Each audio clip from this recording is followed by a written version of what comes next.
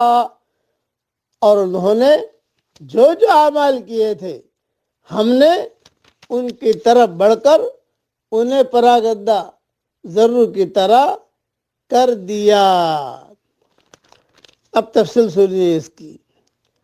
اس دن سے مراد موت کا دن ہے،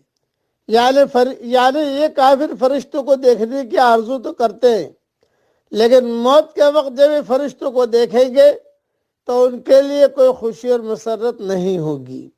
اس لیے کہ فرشتے انہیں اس موقع پر عذاب جہنم کے وعید سناتے ہیں اور کہتے ہیں کہ خبیث روح، خبیث جسم سے نکل، جس سے روح دوڑتی اور بھاگتی ہے،